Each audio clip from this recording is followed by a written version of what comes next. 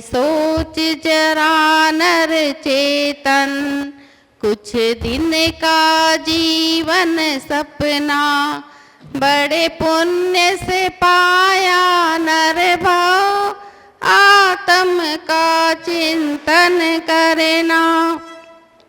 ऐ सोच जरा नर चेतन, कुछ दिन का जीवन सपना, बड़े पुण्य से पाया नर भाव, आत्म का चिंतन करना। धन दौलत कुटुंब कबीला, स्वार्थ के हैं सब साथी, कर्मों के पुद्गल से हैं, इस जन्म बने तेरे साथी।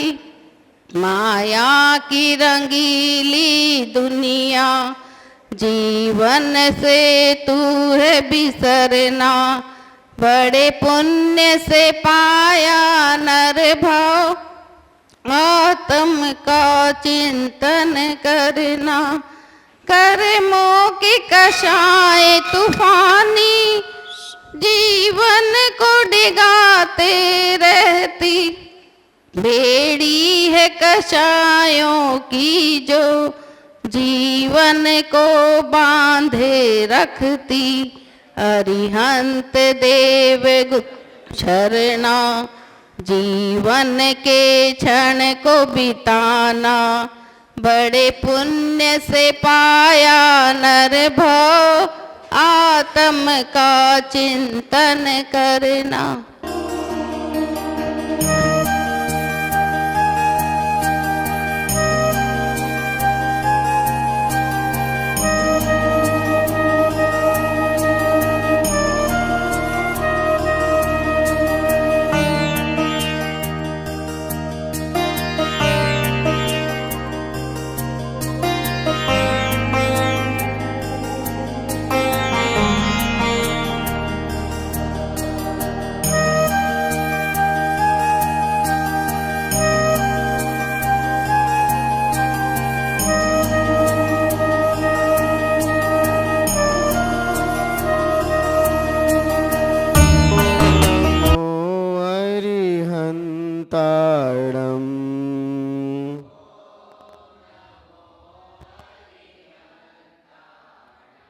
ओम नमो सिद्धार्णम।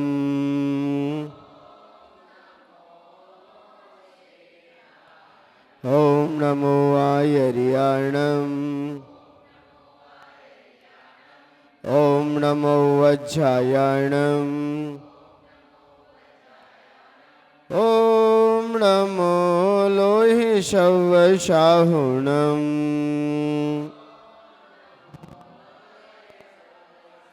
ओम नमो लोहिषवसाहुणम।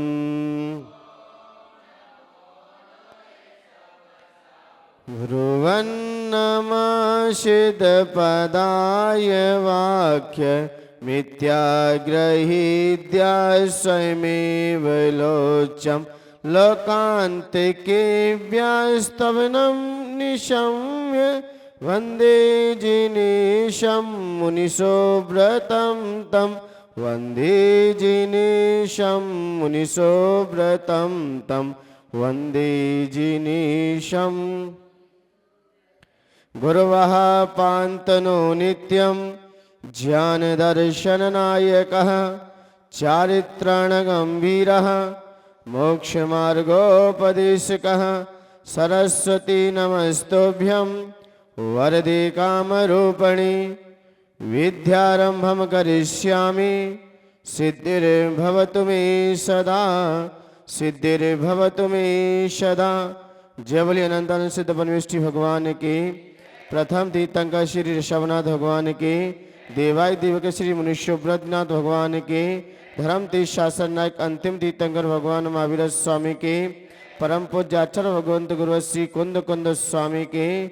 आचार्य भगवंत गुरु श्री वृक्ष सागर जी गुरुदेव की। उच्चारणाचार्य श्री विनम्र सागर जी गुरुदेव की। अहिंसामयी जैन धर्म की।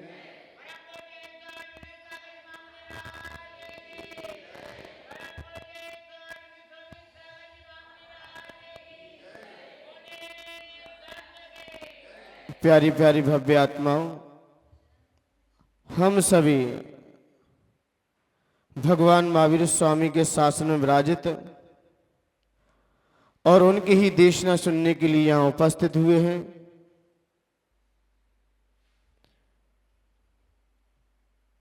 शुक्ति याद है आचार्य भगवंत की आवश्यकता आविष्कार की जननी है। हमारी क्या आवश्यकता है ये किसी को नहीं मालूम। जब आविष्कार हो जाता है तब पता चल जाता है कि हमारी अंदर की क्या क्या आवश्यकताएं थी। षष्ठी पे देखा जाए मनुष्य धरती पर आता रहा, नए नए आविष्कार करता रहा। जितने भी दुनिया में आविष्कार देखे गए हैं सिर्फ मनुष्य ने ही किए हैं। मनुष्य ने ही ऐसा आविष्कार करके दिखा दिया कि भगवान का रूप भी बना दिया। भगवान ऊपर से नहीं आते, भगवान तो यहां पुरुषार्थ के बल पर बना जाता है। सबसे उत्कृष्ट पुरुषार्थ करके दिखा दिया। किसी को नहीं पता कि आपके अंदर क्या आवश्यकता है, लेकिन जैसे ही आविष्कार हो जाता है तो पता चल जाता है कि आपके अंदर की क्या आवश्यकता है। जैसे ही आविष्कार होता है, इसलिए भौतिकता की सूक्ष्मताओं में भी देखा जाता है कई प्रकार के आविष्कार हुए।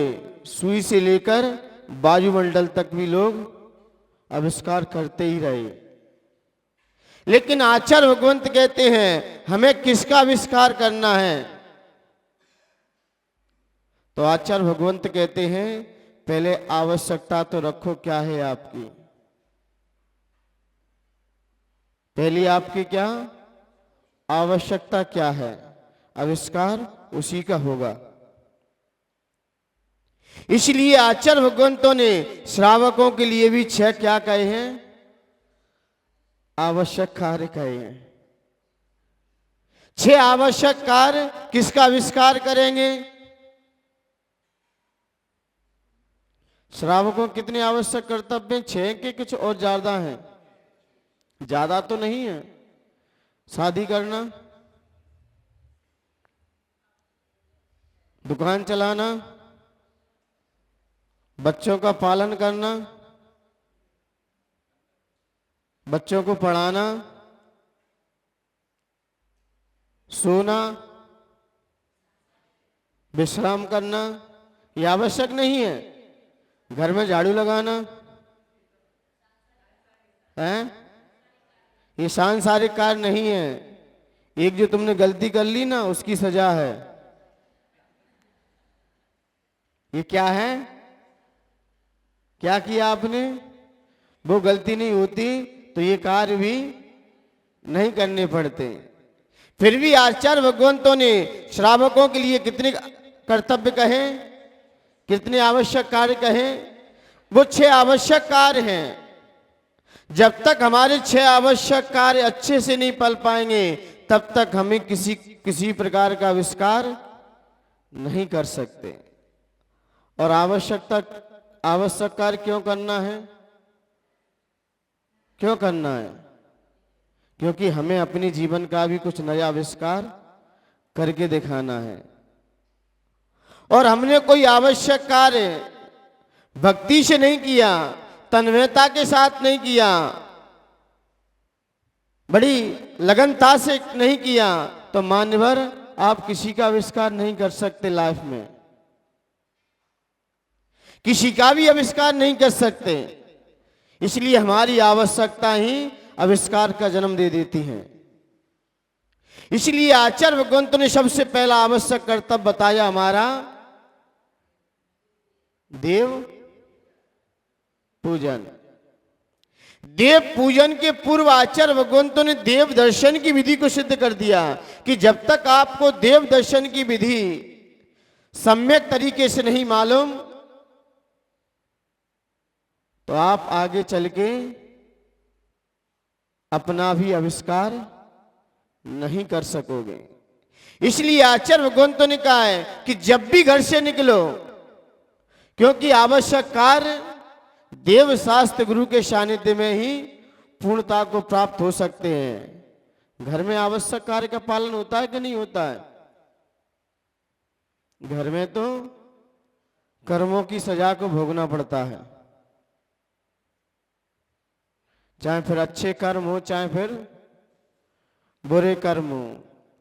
पुण्य और पाप के फल को भोगना पड़ता है। लेकिन मंदिर में आके हम, जिनालय में आके हम, देव शास्त्र गुरु के पास आकर हम अपने उन कर्तव्यों को भी समझ जाते हैं और संलग्नता से पूर्वक कर बैठते हैं। इसलिए आचार्य भगवंतों ने कहा है कि घर से आए तो बड़ा खुश होकर आए, टेंशन फ्री होके आए। लेकिन कई लोग देखा जाता है मंदिर भी जाते हैं ना दर्शन करने। कहाँ जाना है? दर्शन करने जाना है। बोले वहां से दर्शन करने जा रहे हो, साथ में सब्जी भी और दूध की डुलची भी ले जाओ तो दूध भी, किराने का सामान भी। अब बताइए, अब मंगाया घर से क्या? तुरई लौकी मंगाई, अब सब्जी मंडी में सामने रखी है। अब दर्शन करें कि पहले खरीदें? मंदिर के कार्य में भी, मंदिर में जाते समय भी आचार्य भगवंतों ने कहा है घर से जाते समय मंदिर का कितना पुण्य बताया है। आपने घर बैठे ही भाव कर लिया कि मुझे कहां जाना है? मंदिर जाना है। सिर्फ ये आपने भाव किया है। अभी क्या किया है? आपने अपना परिणाम भावी बनाया है। अभी कितना पुण्य मिलता है? लेकिन उसको ही मिलता है जिसने मंदिर का सिर्फ भाव बनाया है। बीच में कोई खुचड़पैठ नहीं रखना है। नहीं सब्जी ले आना, किराने का सामान खरीद के ले आना, ये काम कर लेना वहां जाते समय, ये वाला भी काम निपटा देना। मान्य भर किसी का भी पुण्य आपको संचय नहीं हो पाएगा। कोई भी कार्य करो लक्ष्य पूर्वक करो। मंदिर भी जाते हम ना जाने कितने कितने विकल्पों को साथ में लेके चले आते हैं और फिर कहते मंदिर में मन नहीं लगता। मंदिर में क्या नहीं लगता?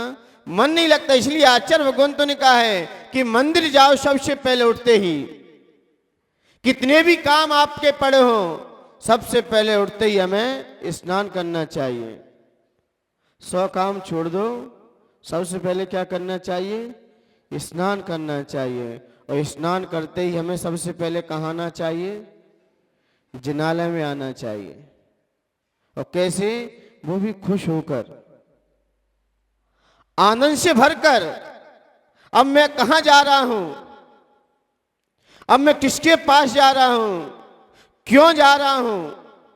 मेरा ध्येय क्या है? मेरा अभिप्राय क्या है? ये आप जाने से पूर्व ही सोच लिया करो। जाने से पूर्व ही सोच लिया करो। जाओ, जैसे महिलाएं देखी ना, सुबह कोई भोजन मन ना हो तो कब सोच लेती हैं?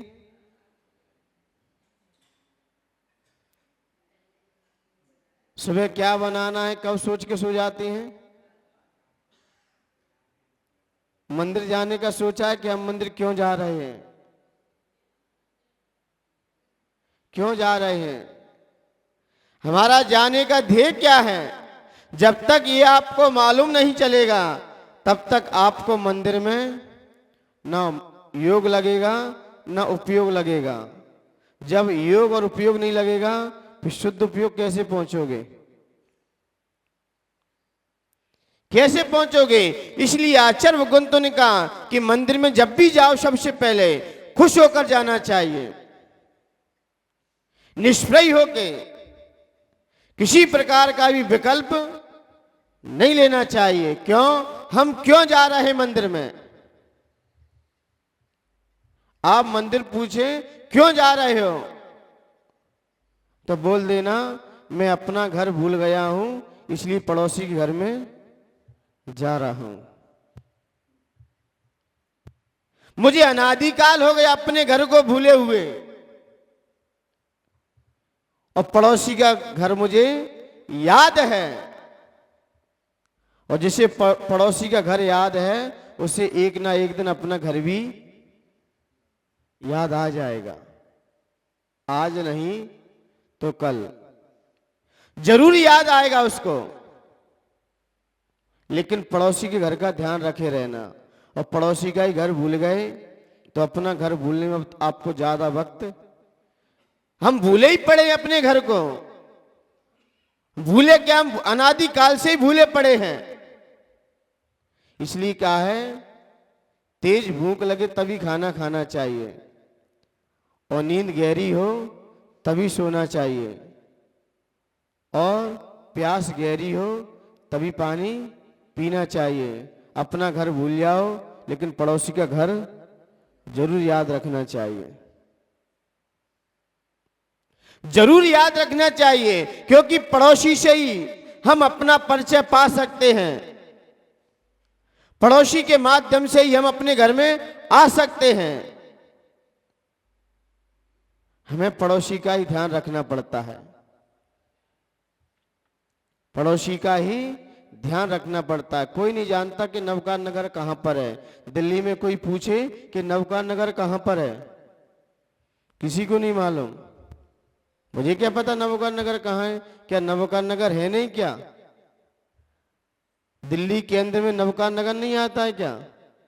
किसी को पता है क्या? किसको पता है? किसी को नहीं पता। नवकार नगर पूछने से पहले आपको यह पूछ लेना चाहिए, दिल्ली में मध्य प्रदेश कहां पर है? क्या पूछना पड़ेगा पहले? मध्य प्रदेश कहां है? मध्य प्रदेश के केंद्र भोपाल में खड़े हो गए, राजधानी में। अब पूछना कि मध्य प्रदेश में भी कई जिले हैं। बोले खंडवा जिला कहां है? अभी आपको नहीं पता कि क्या चीज है। मध्य प्रदेश में आती है, आप खंडवा नगर का परिचय करना। पहले खंडवा में आते ही 20 सेंटर में खड़े होकर पूछना। अब क्या पूछोगे? अब नवकार नगर कहां है?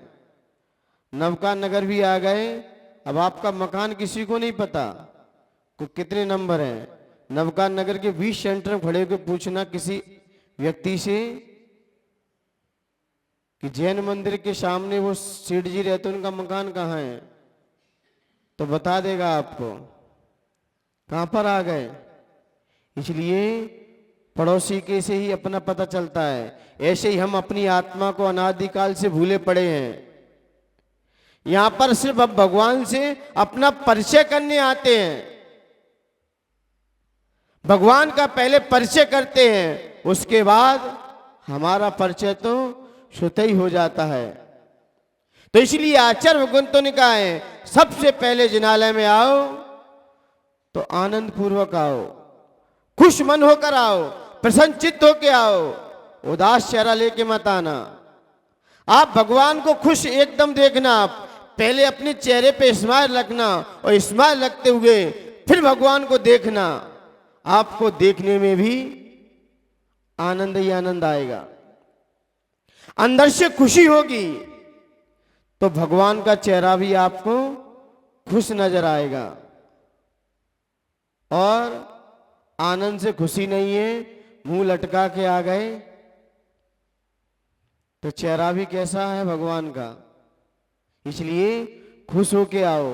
आपने पढ़ी होगी ना, यदर्चा भावेन प्रमुदित मनादर दुर इहा क्षणादासी स्वर्गे गुण गण समृद्धा सुख निधि लभन्ते सद्भक्ता शिव सुख समाजम किमु तदा। मुझे सबको याद है। ये सबको याद मिलेगी। महावीर स्वामी और स्वस्ति क्रियासु कुर्वन्तु ते। बाकी आप पढ़ो, बाकी कौन पढ़े? पड़ोसी पढ़े, और ये एक साथ स्वर में पढ़ेंगे। तो यहां पर आचार्य भगवंत करिए दर्शा भावे न, आपकी अर्चना के भाव से ही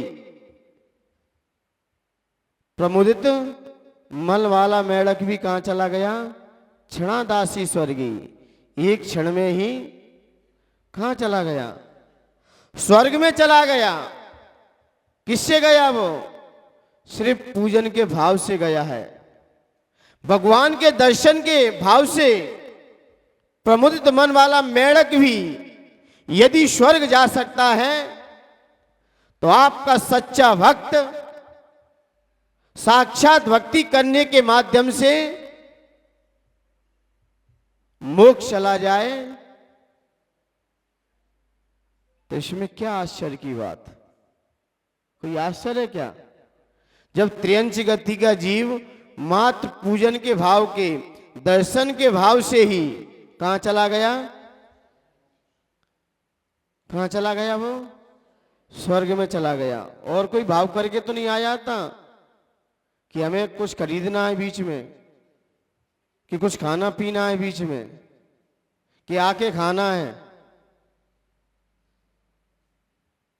आके खाने के भाव तो नहीं थे कि मंदिर जाएंगे बाद में भोजन करेंगे, फिर आके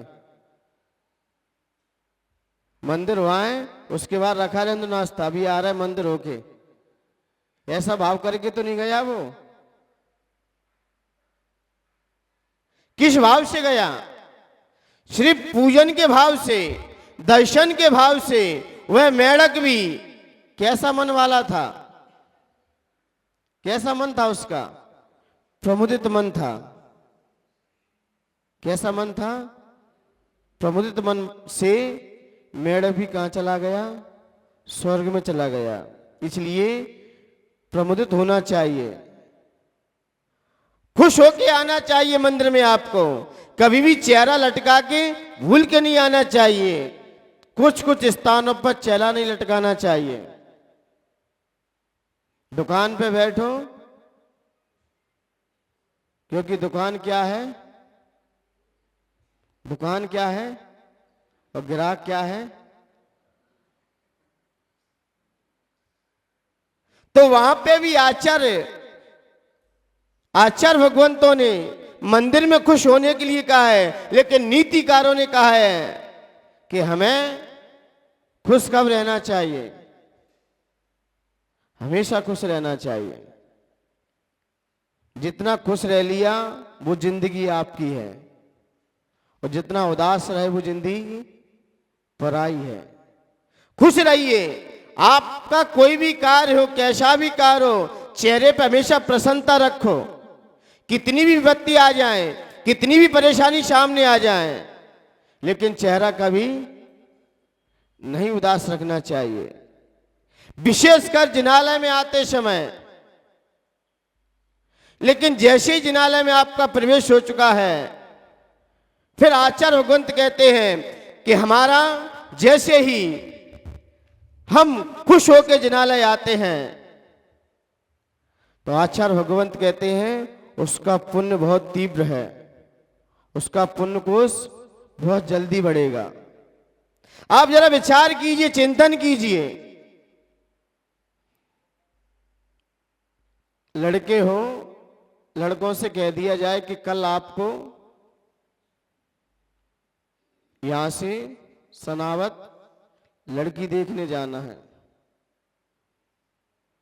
क्या देखने जाना है? सिर्फ कहा है उससे, और सुबह चलना है आपको। अब वो रात भर क्या विचार बनाएगा? क्या उसके जीवन में होगा? क्या उसके जीवन में उथल पुथल मचेगी? यदि कोई लड़की से कह दिया जाए कि आपको सुबह कहां जाना है, अब बताइए उसके क्या परिणाम बनेंगे? अब कोई कल्पना कर सकता है क्या? कोई विचार कर सकता है क्या? क्यों कहा गया उससे? क्योंकि आपको अब संसार का सुखावास करना है। जब संसार के सुखावास में ही आपका पहला निर्णय हो चुका है कि सुबह जाना है, तो आपके परिणामों में क्या उथल पुथल मचेगी, पहले ये बता दो। आप लिख सकते हो क्या शब्द से? और किस भाव से जाओगे आप? क्या परिणाम लेके जाओगे? चलो ठीक है, ये इसमें भी आप अपने विचारों को अपने रख सकते हैं, लेकिन किसी व्यक्ति से कह दिया जाए, सेठ जी, विजय जी, आपसे कह दिया जाए कि आपको सुबह सुबह कल यहां से भोपाल चलना है और मुख्यमंत्री से चर्चा करनी है, खंडवा के नगर की कुछ चर्चाएं करनी है आपको, तो आप ये बताइए कि रात भर आप क्या सोचोगे?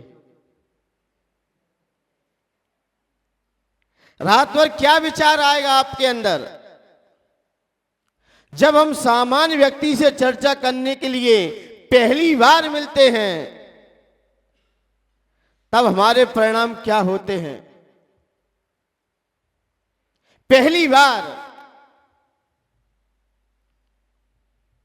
जब मिलते हैं और चर्चा करने के लिए एक दिन पहले कह दिया जाता है, बताओ रात और आपकी किसमें निकल जाती है? किसमें निकल जाती है? तो ऐसे ही जिसने मुझे जीवन दान दिया है, ये संसार दिखाया है, उससे हम सुबह सुबह मिलें, उससे अपनी वार्तालाप करें। ये हमारी चेतना अनादि काल से संसार में घूम रही है। अब उसको मुक्ति दिलाने के लिए हम कहां जाएं? उसको खुश करने के लिए कहां जाएं हम? जब हम रात से ऐसा भाव करेंगे कि मुझे अब उस परमात्मा से मिलना है, क्योंकि हमारी आत्मा भी संसार में बहुत गोते खा चुकी है, बहुत भटक चुकी है, अब मुझे आविष्कार ये वाला करके दिखाना है। जब ऐसा हमारे अंदर भाव आएगा कि मुझे परमात्मा बनना है, तो आपकी आवश्यकता भी अपने आप उधर हो जाएगी। पहले भाव तो करो, पहले परिणाम बनाए जाते हैं, फिर सामने हम अपनी प्रस्तुति करके दिखा देते हैं। और शाम को हमने कोई परिणाम नहीं किया, कोई विचार नहीं किया, शाम को ही परिणाम कर लेना चाहिए कि सुबह मुझे जिनालय में जाना है और क्या भाव लेके जाना है और आज कौन सा गुण वहां से प्राप्त करना है, कौन सा गुण लेके आना है वहां से। जैसे विद्यार्थी होता है, स्कूल जाता है, रात भर पूरा पढ़ाई करता है और सुबह क्या सोचता है कि मैं स्कूल कॉलेज में जाऊंगा, टीचर से ये वाला प्रश्न करूंगा, ये वाला समाधान करूंगा। रात भर पहले से ही सो के विचार करके सो जाता है और सुबह स्कूल 7 बजते ही अपने आप भागता है। कोई नहीं कहता उसके स्कूल जाओ, पढ़ने वाले विद्यार्थी से कोई नहीं कहता कि आप स्कूल जाओ। का होमवर्क फास्ट होगा, वो तत्काल दौड़ जाएगा स्कूल और कॉलेज में, और जिसका होमवर्क ही वो मजबूरी में जाएगा स्कूल, जाएगा तो नहीं जाएंगे तो घर वाले जबरदस्ती भेजेंगे, खुशी खुशी से जाएगा। जिसका होमवर्क पूरा रहता है वो खुशी पूर्वक जाएगा। ऐसे ही हमारी जिंदगी पहले से ही साफ होती है तो अपने आप व्यक्ति मंदिर आता है, अपने आप दौड़ता है। और जिसके बैलेंस शीट ही बिगड़ चुकी है, profit and loss chart account ही बिगड़ चुके जिसके, वो नहीं आएगा। क्या करूं मंदिर में जाके, सारी बैलेंस शीट ही हमारी गड़बड़ है, बैलेंस शीट ही अभी तक नहीं सुधार पाई, अब मंदिर में जाकर करेंगे भी क्या हम? क्योंकि बैलेंस शीट तो घर पे संभाली जाती है, यहां तो दिखाया जाता है करके, यहां तो सब करके दिखाया जाता है। इसलिए आचार्य भगवंत कहते हैं कि मंदिर किसी को जबरदस्ती मत भेजना, मंदिर तो खुशी पूर्वक आया जाता है। जिनालय में खुशी पूर्वक आ जाता है। इसलिए आचार्य भगवंत कहते हैं जब हम सामान्य पुरुष से मिलने के लिए जाते हैं तब हमारे परिणाम क्या होते हैं, लेकिन ये तो महापुरुष हैं। जब युग पुरुष से मिलने के लिए हम गए, क्योंकि मंत्री आदि क्या है, ये युग पुरुष है, क्योंकि एक इनका युग रहता है। जब युग पुरुष से मिलने के लिए हम, साधारण व्यक्ति से मिलने के लिए हम, हमारे परिणाम क्या होते हैं, और महापुरुष से मिलने के लिए हमारे परिणामों में क्या होना चाहिए। क्योंकि जैसे हमारे परिणाम होंगे, जैसे हमारे भाव होंगे, तो आचार्य भगवंतों ने कहा है वैसी आपको पर्याय मिलेगी, वैसा ही आपका नया आविष्कार हो जाएगा। तो इसलिए हमें सबसे पहले विचार करते हुए कहां जाना चाहिए, मंदिर में प्रवेश करना चाहिए। लोग कहते भगवान मैं आपसे दर्शन करने का नियम ले रहा हूं कि रोज मंदिर जाऊंगा, रोज भगवान के दर्शन करूंगा, लेकिन बाहर की क्या है, छूट दे दो। बाहर की कैसे, किसी मुझे बारात में जाना पड़ा तो मंदिर मिला या ना मिला, है ना, कहीं किसी की शादी आदि में जाना पड़ा तो मंदिर छूट जाता है। मान्यवर तुमसे शराबी ठीक है, कम से कम तुमसे तो शराबी ठीक है, फिर वो किसी भी बारात में जाए,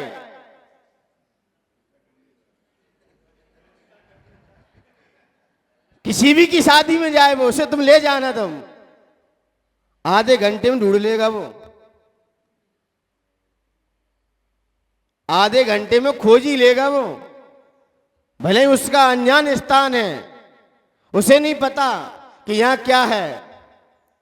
कोई भोपाल से यदि किसी की वहां से बारात उठे और आपके खंडवा में कोई आए बारात, और वहां से 3-4 ये वाले भी साथ में आ जाएं, उन्हें नहीं पता खंडवा में कहां है, और आधे घंटे में। और हम धर्मात्मा कैसे हैं, प्यास गहरी होना चाहिए। शराबी की प्यास गहरी है, वो मधुशाला भी आधे घंटे में ढूंढ के रख देगा। और हम क्या हैं, हम धर्मात्मा हैं, जिसको जिसकी चाहत होगी वहां चला ही जाएगा। यदि आपका नियम है तो कितना भी दूर मंदिर क्यों ना हो। अमिताभ बच्चन के पिता का नाम क्या था, हरिवंश राय। उन्होंने एक सूक्ति लिखी थी, मंदिर मस्जिद बैर बढ़ाते और प्यार बढ़ाती मधुशालाएं। उनकी सूक्ति है ना ये। चाहे वहां किसी भी जाति का हो, एक गिलास में सब निमट लेंगे, एक गिलास में सब निमट लेंगे। वहां नहीं कहते कि आप किस संप्रदाय के हो, और मंदिर में आके वहां प्रेम से रह लेंगे, वहां प्रेम दिखाएंगे एक दूसरे से। और मंदिर में आते ही क्या होगा फिर, मान्यवर मंदिर में कम से कम संभल जाओ। यही स्थान है पुण्य संचय की, और यहां भी हम विरोधाभास करते रहे, यहां भी हम ऐसे विचार करते रहे। इसलिए यहां पर तो हमेशा परिणाम विशुद्ध रखना चाहिए, उत्कृष्ट भाव होना चाहिए, और शराबी से शिक्षा लेना चाहिए। कम से कम उसने आधे घंटे मंदिर तो ढूंढ लिया, अपना स्थान तो ढूंढ लिया, और हम सोच के ही नहीं चले थे घर से कि मुझे सबसे पहले मंदिर में जाना है, उसके बाद उसकी शादी आल्टी पाल्टी में अपना क्या करना है, चेहरा दिखाना है। क्या बोलते हैं इंग्लिश में, उपस्थिति दर्ज करानी है, उपस्थिति आपकी दर्ज हो जाएगी, लेकिन पहले से आप घर से सोच के चले कि हम कहीं भी जाएं जिनालय मिलना चाहिए सबसे पहले। बाहर की क्यों छूट रखे हम? सबसे पहले हमें उस परमात्मा से एक बार अर्जी लगा लेना चाहिए, लेकिन लोग कटौती वहीं करेंगे और फिर कहते हैं कि हमें क्या नहीं मिलता, धर्म का फल नहीं मिलता, हमें पुण्य का फल हमारी सत्ता में नहीं आ पाता। आप जरा चिंतन कीजिए, विचार कीजिए, विद्यार्थी भी है, विद्यार्थी कितनी दूर जाता है पढ़ने के लिए, स्कूल ढूंढ ही लेता है वो। उसे पता चल जाए मुझे आईएएस करना है तो सारी कोचिंग ढूंढेगा, फिर घर छोड़ना पड़े छोड़ देगा, वो परिवार वालों को छोड़ना पड़े छोड़ देगा, स्कूल फिर कितने भी कोने में क्यों ना हो ढूंढ ही लेगा। विद्यार्थी का यदि लक्ष्य जीवन में पढ़ने का है तो स्कूल कितनी भी दूर हो, मुझे घर छोड़ना छोड़ देगा वो, शहर छोड़ना पड़े शहर भी छोड़ देगा वो। किसके खातिर? उसे अपना जीवन का लक्ष्य दिखाई दे रहा है। जिसे लक्ष्य दिखाई देता है ना, वो ही मंजिल पे पहुंच पाते हैं, और जिसके जीवन में कोई लक्ष्य नहीं है, मिले तो ठीक, नहीं तो कोई बात नहीं। क्या करना है मंदिर से? क्या करना है मंदिर से? क्या होगा मंदिर जाने से? मैंने कल भी कहा था ना, कुछ लड़के लड़कियां ऐसे क्या धर्म छूट जाए, पैसा तो है। पहले कुछ संप्रदाय था, मुगलों का संप्रदाय था, उस समय अपनी लड़का लड़कियों को अपहरण कर लिया करते थे लोग। कहीं लड़के की शादी इससे करा दी और लड़की की शादी इससे करा दी। पहले ऐसा प्रकोप भी था, पहले लोग अपहरण करते थे, जबरदस्ती कराते थे। लेकिन आज कौन जबरदस्ती कर रहा है? आज कौन कर रहा है आपको फोकस कि आप अपने धर्म को छोड़ के भगो? आज हमारी इच्छाएं बैठी हैं अंदर की, धर्म छूट जाए कोई मतलब नहीं है, लेकिन हमें क्या दिख रहा है? धन पैसा दौलत। जब जिसको जो दिखाई देता है फिर वो उसका छूट ही जाता है। जब किसी को किसी में सुख दिखाई देता है, भगवान छूट जाए हमें कोई परवाह नहीं है, और जिसे भगवान में सुख दिखाई देता है फिर घर परिवार वालों को भी वो छोड़ के चला जाता है। छूटता तो एक है, विद्यार्थी के दिल में आ गया कि मुझे अध्ययन करना है, सब कुछ छोड़ देगा। फिर भूखा व्यक्ति कितना भी हो, भोजन कहीं से ढूंढ ही लेगा, वो कहीं से भोजन उसे मिल ही जाएगा। और जिसका पेट गड़बड़ हो वो व्यवस्था देख ही लेगा कहीं ना कहीं जुगाड़ करके। इसलिए जिसे भगवान बनना हो वो परमात्मा के पास अपने आप दौड़ के आ जाएगा, और जिसे भगवान बनने का भाव नहीं है वो सिर्फ परंपरा ढो रहा है अपनी। जब तक हमारे अंदर परमात्मा का बनने का भाव ना आए, जब आपके अंदर परमात्मा का भाव बनने के आ जाए, तब व्यक्ति अपने आप परमात्मा के दर पे आ जाएगा बार बार। और जिसे परमात्मा बनने का भाव ना हो तो वो कहेगा कि मेरे जैन कुल के क्या हैं, ये देवी देवता हैं, हमारे कुल में ये पूजे जाते, बस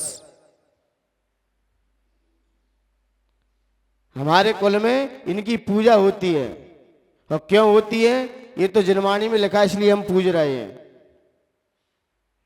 ऐसा यदि हमारा भाव बना रहा, देवों में भी जिनालय भगवान के ही होते हैं, वहां भी देव मिथ्या दृष्टि होते हैं और सम्यक दृष्टि होते हैं, लेकिन कुछ देव बड़ी भक्ति भाव से भगवान के जिनालय में आते हैं, और कुछ देव उस जिनालय में आते हैं तो कहते हैं हमारे कुल देवी देवता हैं। जो कुल देव मान के पूछते हैं वो नियम से क्या होते हैं महेश चंद जी? मिथ्या दृष्टि होते हैं। और जो भगवान के गुणों को पाने का भाव रखते हैं, उन जैसा भाव बनने का विचार लाते हैं, वो कौन से देव होते हैं? वहां अन्य प्रतिमाएं नहीं रहती, यही प्रतिमा है, लेकिन इसको क्या मानते हैं? मेरे कुल देवी देवता हैं। मेरे घर में बाबा पूजते आए तो हम भी पूज रहे हैं। अब क्यों पूज रहे हैं ये तो वो जाने, और चले गए वो जाने। ये तो वो जाने या वो चले गए हैं, मुझे कुछ नहीं पता। पता है कि नहीं पता है आपको? जल के बाद चंदन क्यों चढ़ाते हैं? भगवान जाने, और जो लिख गए वो जाने। भगवान जाने और जो लिख गए हैं वो जाने। मैं क्या कर रहा हूं?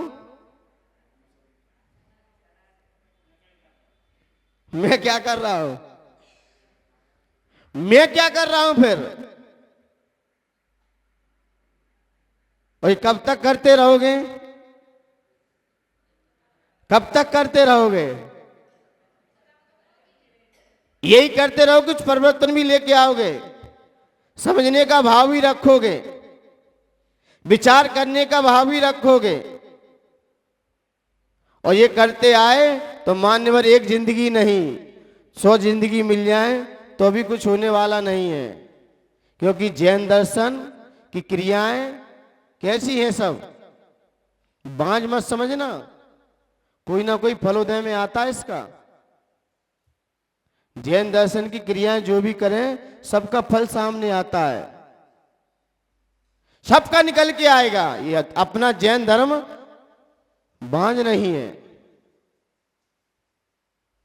कोई भी क्रिया करते हैं, इसलिए कोई भी क्रिया करो पहले क्रिया के बारे में समझ लो। हम क्यों कर रहे हैं, हमारा ध्येय क्या है, हमारा अभिप्राय क्या है। जब तक ये नहीं मालूम तो आपकी कोई क्रिया काम की नहीं है। स्कूल में विद्यार्थी को पता रहता है कि मैं आईएएस क्यों कर रहा हूं, इससे मुझे क्या लॉजिक मिलेगा। ऐसे ही हम भगवान की कोई भी क्रिया कर रहे हैं, पहले समझ लो कि हम क्यों कर रहे हैं। इसलिए मंदिर में आओ तो सबसे पहले समझ लो हम मंदिर क्यों आए। विद्यार्थी स्कूल जाता है, पहले ही समझ लेता है कि मैं स्कूल क्यों आया हूं। दुकानदार दुकान पे जब जाता है, पहले ही समझ लेता है कि मैं दुकान खोलने क्यों जा रहा हूं। ये नहीं कि मेरी घर की परंपरा है खोलने की दुकान की, नहीं। कितना माल कहां से आया, किसको कितना देना, कैसे लेना है, कैसे बातचीत करनी है, पहले से सोच के चलता है, तब वो दुकान में सक्सेस हो पाता है। पहले अपने दिमाग में बैठा लेता है। इसलिए जब तक हमारे अंदर परमात्मा बनने का भाव ना आए, हमारी आत्मा उस परमात्मा से मिलने का भाव ना जब तक मिले, तो मान्यवर तब तक हमारे पैर भी अंदर नहीं, मंदिर क्यों नहीं भागते। जब तक हमारे अंदर परमात्मा बनने के भाव आते हैं, व्यक्ति स्वतः ही मंदिर दौड़ जाता है। कोई नहीं कहता। जिसके परमात्मा बनने के भाव हैं, तो आचार्य भगवंत कहते हैं वो मंदिर में वहीं से भाव बनाएगा। तो आचार्य भगवंत कहते हैं उसे विचार करने से ही एक उपास का फल मिल जाता है। सिर्फ मंदिर का उसने क्या किया है, यही विचार बनाया है कि मैं कहां जाना है, मंदिर जाना है। और जैसे ही उसका आगे विचार बनता है उसे, और जैसे ही मंदिर में जाने का उद्यम करता है, पुरुषार्थ करता है, कितने उपवास का फल मिलता है? 2 उपवास करने का फल मिल जाता है। और उसके लिए उद्यम करते हुए और जैसे ही मार्ग पे चलता है, आगे बढ़ता है, तो आचार्य भगवंत कहते हैं 3 उपवास का फल उसकी सत्ता में आ जाता है। सिर्फ उसने मंदिर जाने का भी प्रारंभ किया है, अभी आगे चल के बड़ा है। और आचार्य भगवंत कहते हैं मार्ग पे जैसे ही प्रस्थान कर देगा, उसे एक पक्ष में जो उपास करने का फल मिलता है वो उसे सामने आ जाएगा। और जैसे ही मंदिर की शिखर मिले तो समझ लेना चाहिए अपने हाथ जुड़ जाना चाहिए। क्या जुड़ना चाहिए? हाथ को जुड़ लेना चाहिए। और जुड़ते ही हाथ, जैसे ही आपके हाथ जुड़ गए और जुड़ते ही सबसे वहीं से आपको दिखाई दे शिखर, वहीं से नमस्कार कर लेना चाहिए, क्योंकि नव देवता में भी एक जिनालय अपना स्थान रखता है। वहीं से प्रणाम कर लेना चाहिए, वहीं से धोख दे देना चाहिए। और जिनालय में आते ही सबसे पहले हमें मंदिर में प्रवेश करते समय अपनी शुद्धि पे ध्यान दे लेना चाहिए, क्योंकि मंदिर में तो, जिनालय में तो मिथ्यादर्शी देव भी पहुंचते हैं। उनके भाव नहीं होते क्या? वो भी जाते हैं। लेकिन हमारी आत्मा से परमात्मा का ये भाव लेके हम मंदिर में जैसे ही आए हैं और आते ही सबसे पहले आप भगवान को निहारो नहीं, जैसे जिनालय में प्रवेश करो हाथ जुड़ जाते अपने आप। और आते ही सबसे पहला 3 बार घंटा बजाओ। कितने बार? सबसे पहले आते ही। और घंटा बजते ही, घंटा 3 बार क्यों बजाएं? 3 बार क्यों बजाएं? 3 बार क्यों बजाएं घंटा हम? क्योंकि आप कई सूचक हैं। आपने 3 लोगों पर विजय प्राप्त भी की है। और घंटा देखा जाए एक बार ही बजा दो कोई बात नहीं, लेकिन घंटा बजा के आप वहीं पर घंटे के नीचे खड़े रहना थोड़ी देर।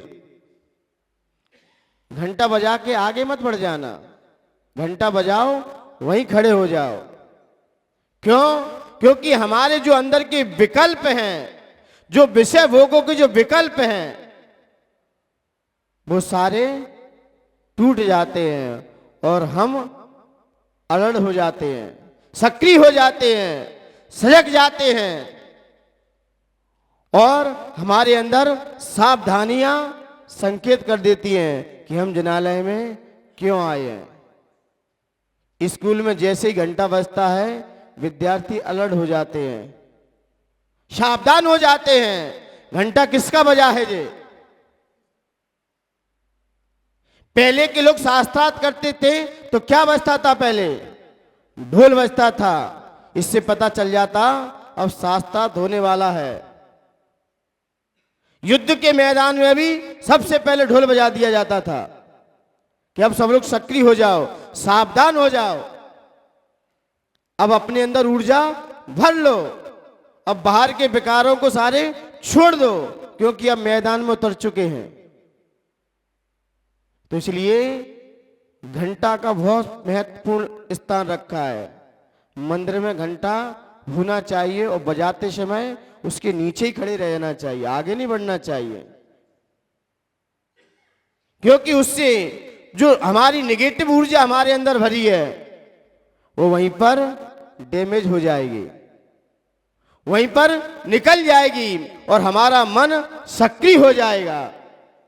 और जैसे ही मन हमारा सक्रिय होगा तो हमारे जैसे ही बाहर के विकल्प टूटेंगे और टूटते ही आप सब कुछ भूल जाओगे। घंटा बजते ही, जब ट्रेन पहले चलती थी, अभी तो हॉर्न दिए जाते हैं, पहले क्या होता था? घंटी बजती थी, अब तो हॉर्न की व्यवस्था कर दी है। पहले किसकी व्यवस्था थी? घंटे की व्यवस्था थी। तो इससे सारे यात्री सावधान हो जाते थे कि मुझे अब यात्रा आगे की करना है, गाड़ी आने वाली है। ऐसे ही घंटा बजते ही हमारा मन सक्रिय हो जाता है और जैसे ही सक्रिय होगा आप अपने आप, आपके हाथ भी जुड़ जाएंगे और आपके मस्तक भी झुक जाएगा और आपकी आंखें स्वतः ही बंद हो जाएंगी। क्यों होंगी ये विषय अपन कल समझेंगे। जय बोलिए महावीर भगवान की।